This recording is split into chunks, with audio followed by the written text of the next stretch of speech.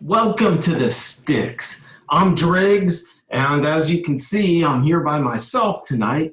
Marco is somewhere in upstate New York, literally in the real sticks, in the backwoods somewhere. And I heard he hit all his country bets yesterday.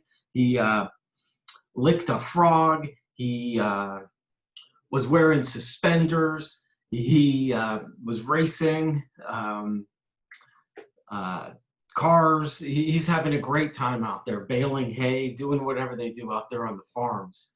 But we are wallowing in the sticks and thought we'd just jump right into some game action. As Marco usually expresses, let's get to the game action. Well, the good news is we sent out a parlay today, not something we tend to do often or frequently, but when you do hit a parlay, the payback is a bounty. So even on some heavy favorites, when you hit a parlay, it helps cover some of the losses that can come. And today they have come. We did two first read flyers. So two guests wrote in.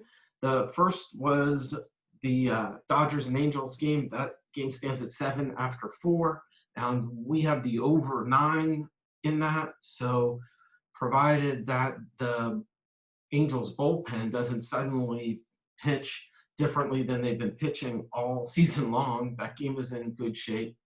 But our other play, which was the New York Yankees and the Boston Red Sox, we're trying to find an angle on that play, and we took the first 5 under 5, and that game just flew over right away. I did put a disclaimer in there that I don't seem to be very accurate this season so far on my first 5 inning plays. This is 2 in a row now that were misreads, just absolute misreads of what the pitching staff was up to. So we look like we're trying to fight one out here in Colorado, down a few runs in the 8th. We laid some juice in that, and we missed the Mets play, which was we took a chance on Mats, and we certainly got right that he pitched better. He cut his ERA in half, but Nola's just a beast. But we hit the parlay, we hit Cleveland, we hit Atlanta, and so depending on how these two games shake out, we'll see how the evening turns. But some interesting events today. The Padres in Arizona are at 7-3 heading into the 8th with Arizona up, and St. Louis returned to action, sweeping a doubleheader. You know, maybe all teams should take 3 weeks off and come back just totally restored and rejuvenated.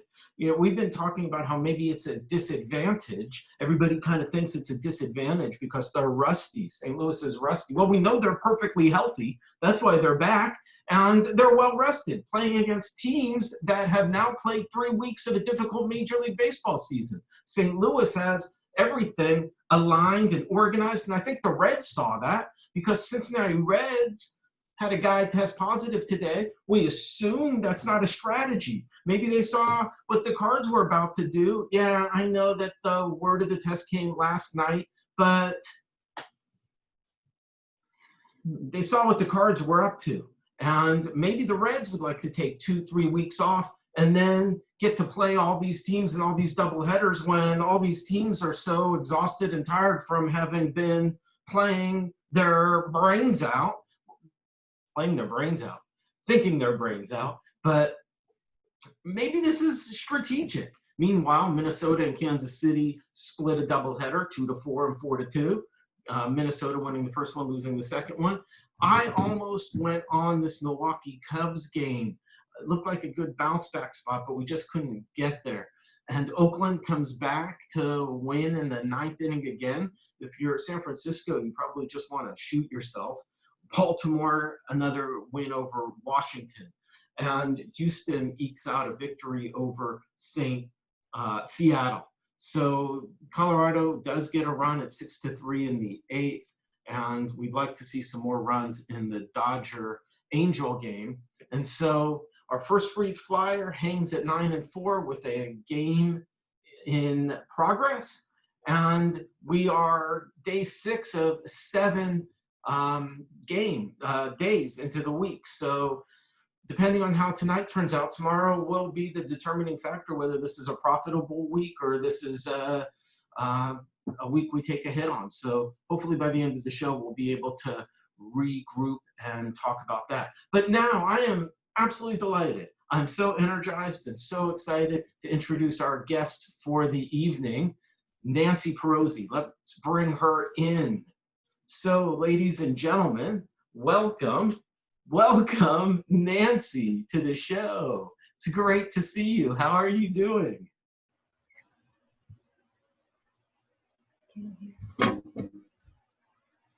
There you are. We see you. We can't hear you yet. I can hear you now. Can you see Leo? That's what really matters, that Leo is in the picture. Well, I think he's back. Oh, there he is. He's right behind you. Your shoulder was blocking his head, so it just looked like part of the Is that better? furniture. Hi, Leo. He's trying to put his head back. Let's do this and see. Well, it's nice to see you, Nancy. For those of you, Nancy adjusts. That's better. There he is. Did he just turn around or did you turn around? I turned the thing around so you could see him, because what matters? Yeah. It's worth all the commotion and the combobulation. It's absolutely worth it. And look at Leo. He's looking back at the screen. Hi, Leo. Nice to Listening. see you. He's totally with us. So it's so great to have you here. The viewers might know Nancy from the songs we've done. She has sung both of our songs, These Jays, as well as, does the other song even have a title, Nancy? Did it have a title? I don't know if it had a title. Let me think about it. We can come up with one. This theme song, I think we were calling it. Yeah, the theme song, and it was, it was done to the tune of House of the Rising Sun.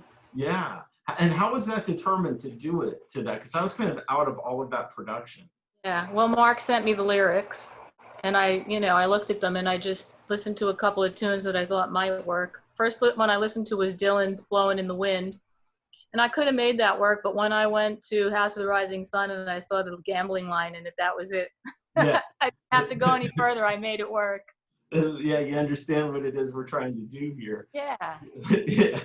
So on both songs, you had the distinct honor of singing them beautifully, and Mark wrote some lines, and then I just, with my pathetic technical skills, had to edit them into some sort of video. So did I do an okay job with that? I didn't think it was pathetic at all. It was great. I love it. That's cool. Good job.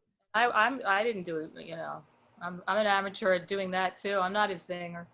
Well, we have a shoestring budget here. Maybe we'll have a great season on the wagers and be able to reinvest some dollars into the show. That would be great. But you could whistling on one of these tunes in between. I was sorry that I didn't after the fact, because I love whistling, as you know. I do know. And so sounds like this is a challenge for us to come up with another song. I'll make sure Mark gets the message, and it sounds to me like we should do something to Sweet Georgia Brown. Yeah, why not? Maybe totally. I'll write the lyrics for. Yeah, you know the rhythm and all. You can write it to you're poetic. Yeah. So our viewers have loved the songs, and we've gotten such good feedback on them. And they definitely add a layer of sophistication to our show, because we're not just about sports picks, we're a whole variety show. Exactly. You need some dancers. So when you get the lyrics, would you just walk us through the process of how you think about it? And then Well, the first one, he already knew what song it was going to go to, so all I had to do was find a backing track, like karaoke backing track for that song, which was great. And then, fit the syllables into the tune and the rhythm in such a way that it works, as best I can. in a minute. You know, when I start, I need to finish whatever I'm doing. So I practice a little bit. I put the thing on. I put the iPad. I put the tune to playing, and then I record myself on my phone, my iPhone, singing over the track. That's my process. It's very low tech, which is very cool because this stuff it sounds pretty good for no studio or anything. It's perfect for us.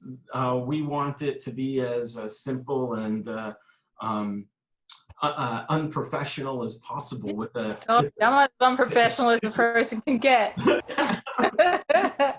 And it was totally fun. Totally fun. So you're not the only viewer guest who has become a part of the show and has really been supportive.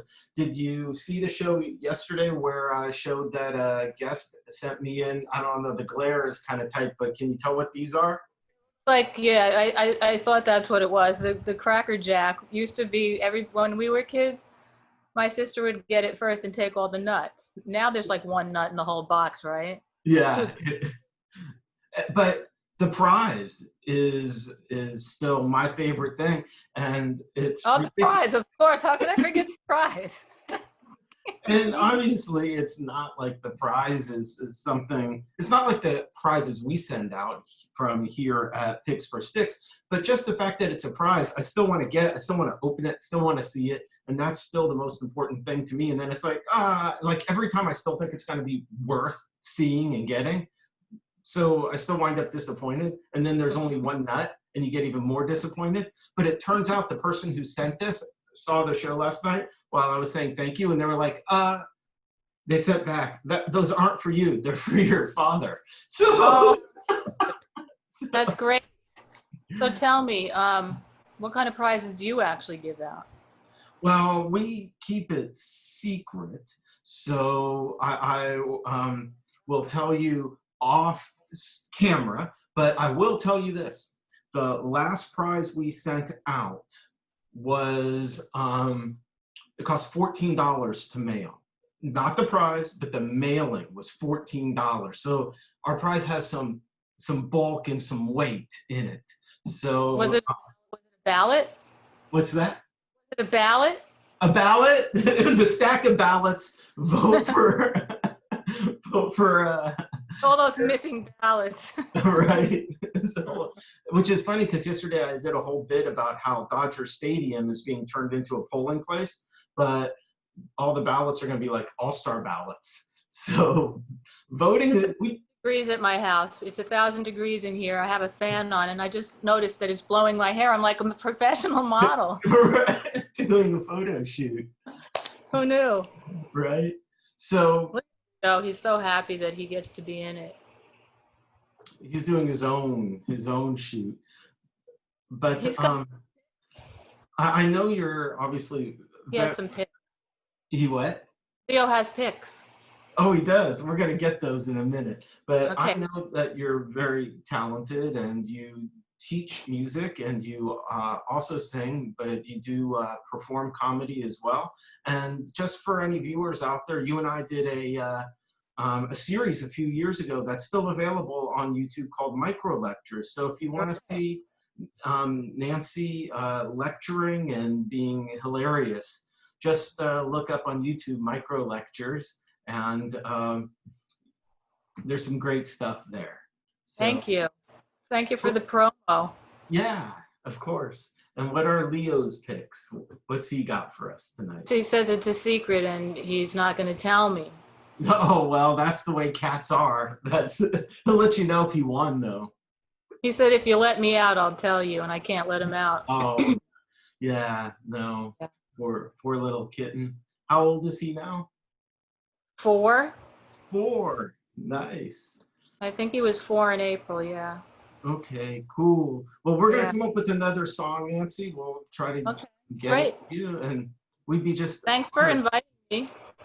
Would you be willing to come back another show? Sure. Awesome. Thank you. Have to go anywhere. I know you can't. Not very far. Thank you. Bye, everybody. Enjoy the show. Take care. Nancy. Bye. Bye.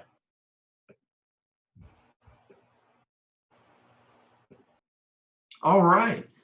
What a pleasure to have Nancy stop in and do a little set, and you get to meet her and see the human being behind the extraordinary voice. And you heard her. She is committed to doing another song for us, and she really does a great job of whistling. So maybe we'll try to figure out a song. I think we can do the Sweet Georgia Brown. So we'll write some lyrics for that.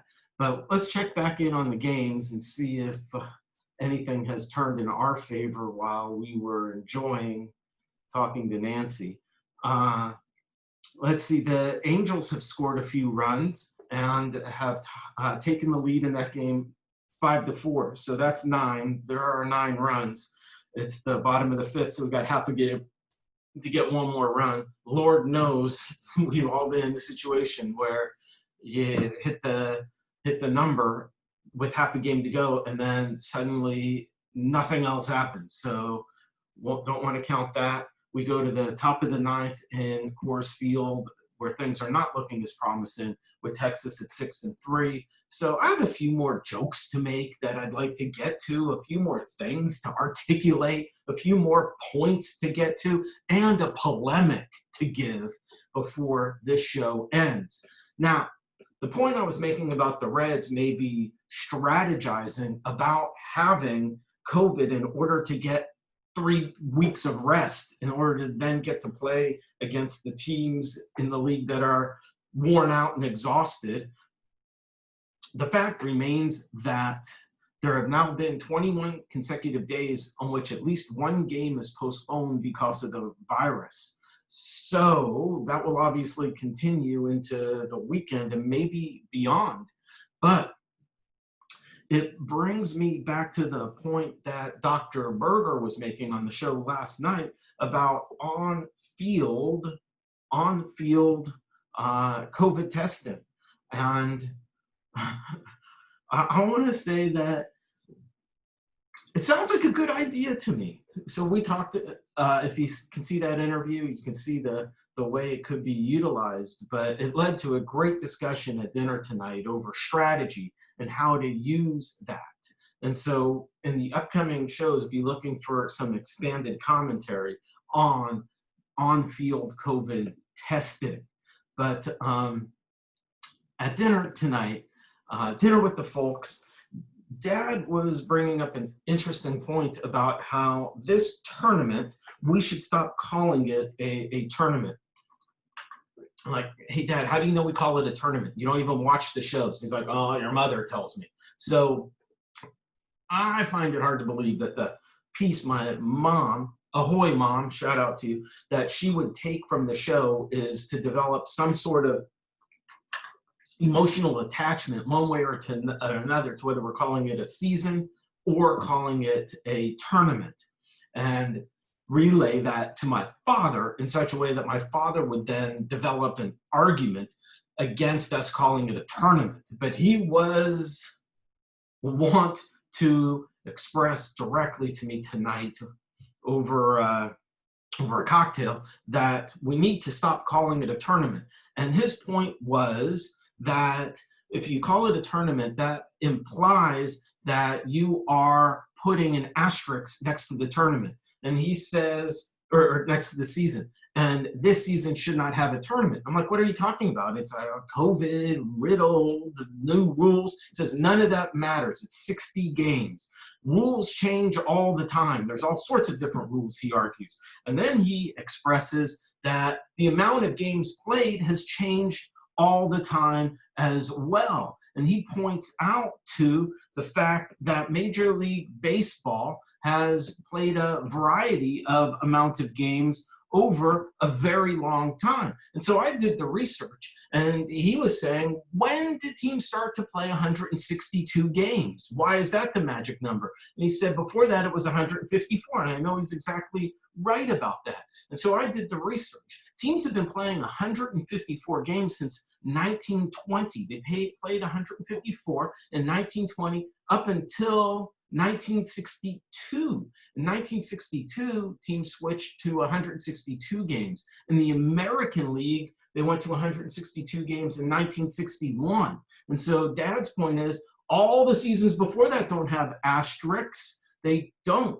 And if you do a little more research before that, in 1893 it was 132 games, but in 1892 it was 154. In 1888 it was 140. It was 126 before that. In 1876 it was 70 games, and before the Civil War they played One-Eyed Cat. So there are no asterisks in those seasons, and so Dad's point is no asterisks. Every team knows how many games they're going to play before the season starts, and that's the season, so stop calling it a tournament. And I said, fine. What difference would it make if we called it a season instead of a tournament? What is the actual significance? And his response was, if someone hits 400, then it counts. So that was ultimately the point he was making, and I thought that is a hell of an argument. I agreed to compromise. We're not going to stop calling it a tournament. We're going to keep calling it a tournament. There doesn't have to be an asterisk, but if somebody hits 400, it can count as a real 400.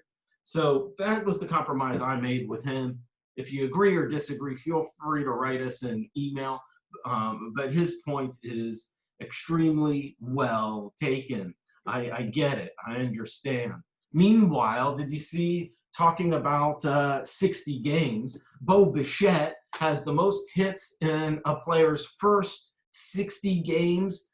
Obviously not this season 60 games, but I thought it was ironic that it was 60 games overall. But Bo Bichette has the most hits in a player's first 60 games in Blue Jays history.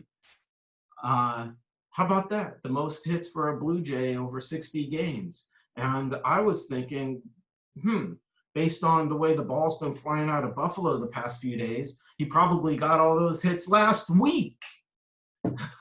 I know. If Mark was here, there's no way he would have let me get away with that joke. But he isn't here, so it's my pleasure to bring it to you. Because without him rejecting that joke, which he doesn't reject, he takes that joke and he would have tagged it beautifully. But that was all I had for it. So, Marco, that one's hanging for you. Upon your return, feel free to treat it like a piñata and smother it. Meanwhile, Joe Kelly, he's the pitcher who was throwing at the Astros, and instead of getting a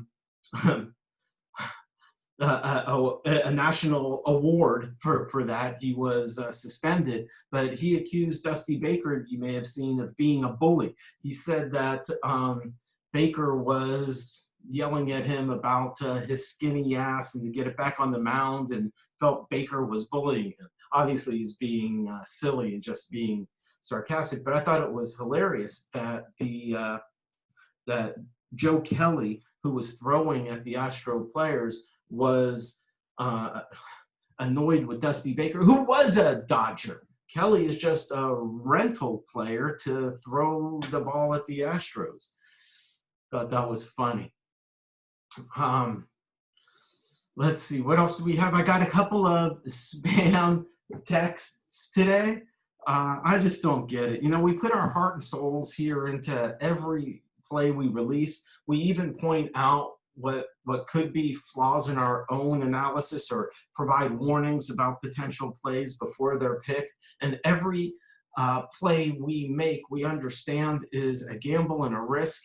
And we put our hearts on the lines with each play. We sweat every single pitch, and we live like true handicappers and wallow in the sticks through it all as part of a community, just trying to live through the grind and eke out a little bit of a profit, being as creative and insightful and as thoughtful as we can.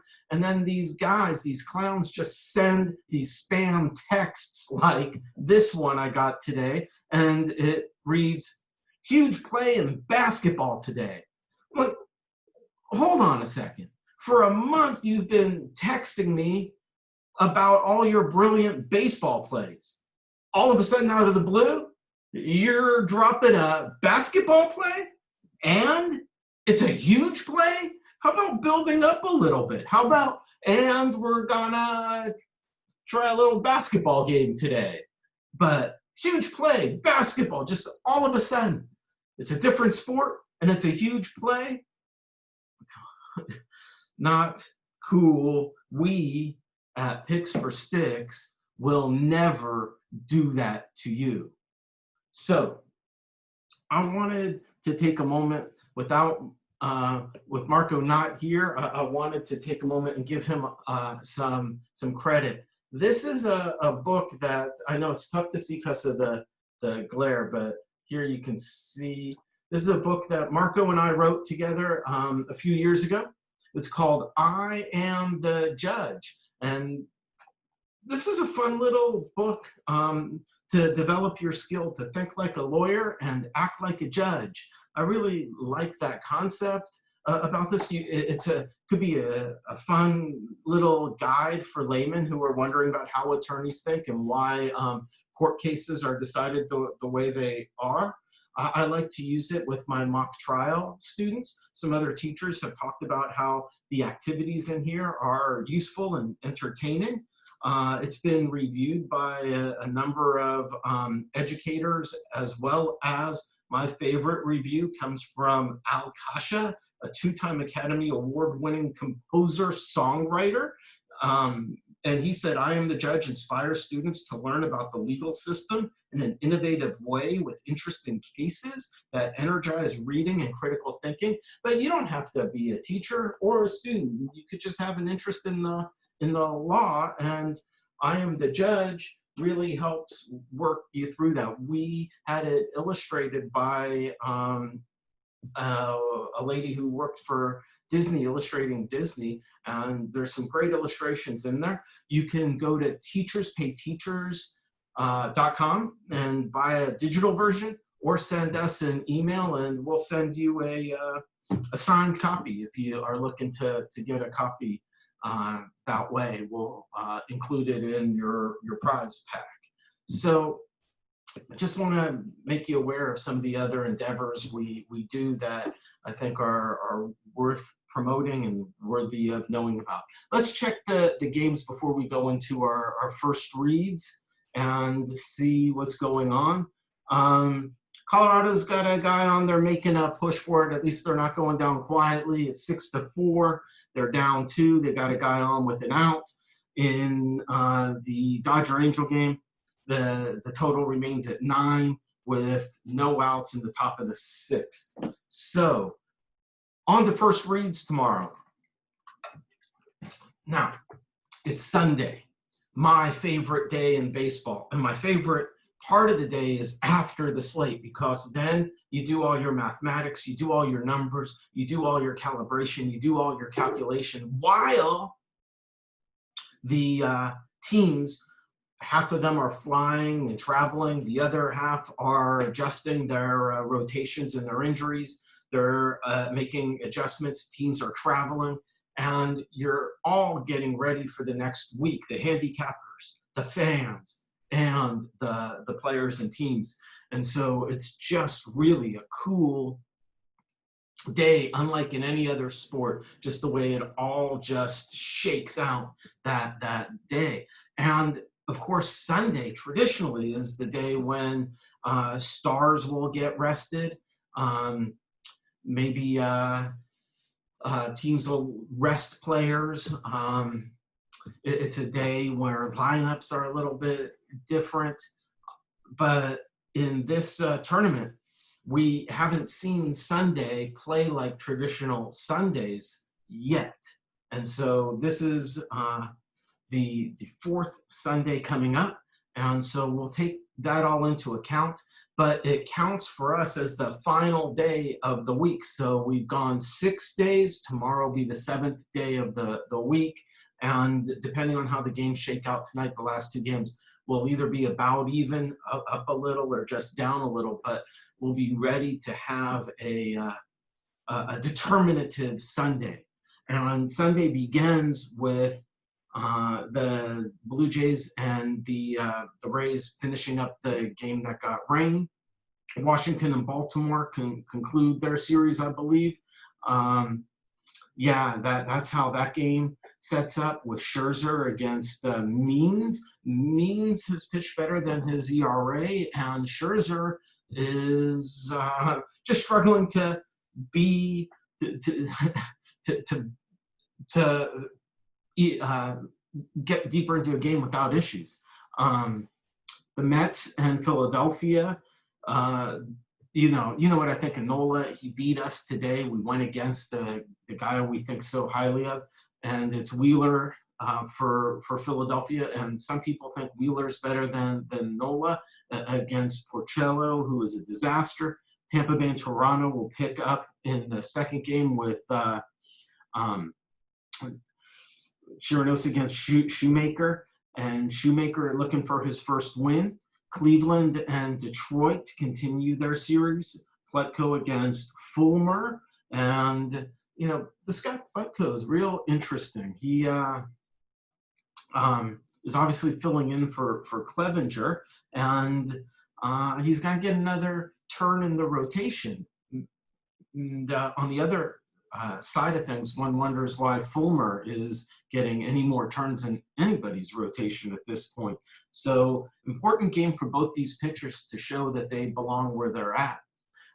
Seattle and Houston, Sheffield against McCullers. Seattle made it a little bit more of a game today. Houston has hit the 500 mark. So that game looks like it should be 15-15 on the first read. Kansas City and Minnesota wrap up their no, they don't. They'll actually play another game on Monday. So not a travel night for Kansas City, and Minnesota stays at home. And Dobnak takes the mound. And we went against Dobnak last time, and it bit us. And so we're going to look for a reason to get on Dobnak, although it's going to be pricey, I imagine, with him at home in an ERA under 1. St. Louis against the White Sox. Hudson is going against Keuchel. So do the White Sox have any pride, having been swept by the St. Louis team that now has a winning percentage that would get them into the playoffs? Are they going to just lay down? Keuchel certainly is going to come out and try to be effective, but what's going on with those bats? We'll have to dig a little deeper into that.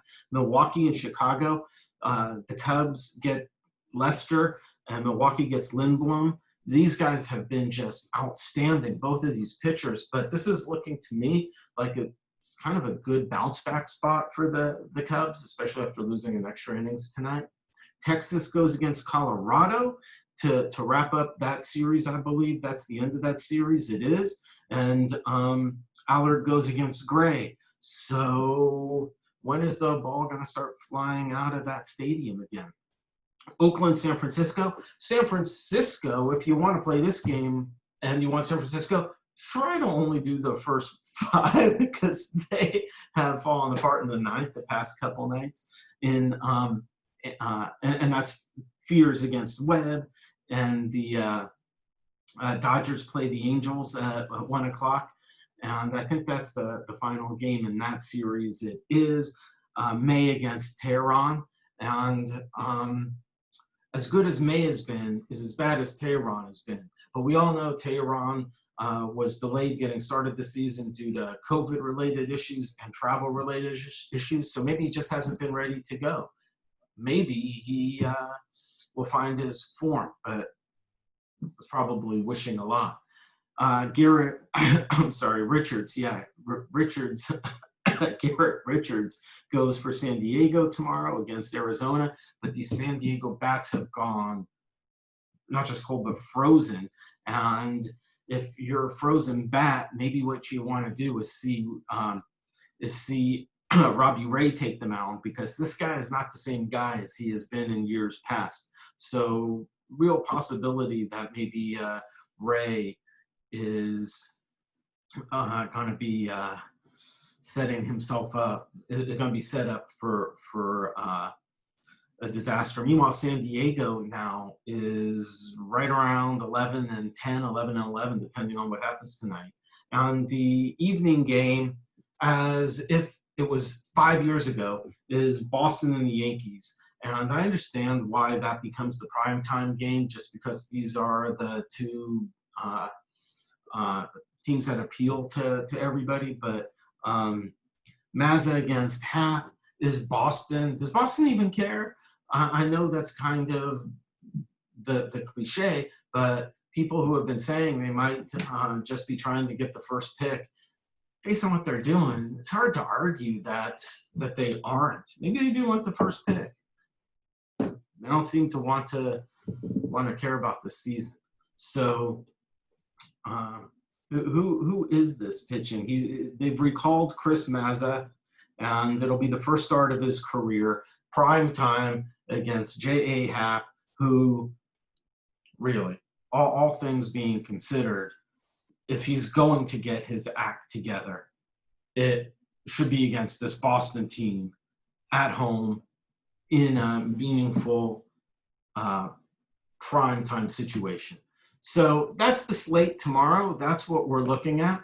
We'll stick to our guns. If you want to get your pick to be the first read flyer, be the first one to send me a email today about which game actually interests you the most, and we'll look at that one as our first read flyer. We see that San Diego did fight back tonight in the ninth, but they didn't pull it out. They did get their 6 runs, so they did hit their team total over by scoring 3 in the ninth and 2 in the 8th. So those of you who played San Diego over the total today, good job getting that at the end. And those who tailed us with Colorado, we came up short, which means as we head to the bottom of the 6th in this Angel-Dodger game, we better hit it just to be able to enter tomorrow trying to climb out of a little bit of a hole for the week, just to try to get back to even on the week. But if we have a great day tomorrow, we'll finish the week with profit. So thank you very much for being here. I am so appreciative of you tuning in and watching the show. It's difficult to do without Marco, but he'll be back soon, whether that's tomorrow or Monday or Tuesday, don't know. But tomorrow I do have another very special guest lined up, and I look forward to surprising you with that individual. Thank you very much. Have a great night. Send an email to picksforsticks@gmail.com, and we'll see you tomorrow. Good night, everybody.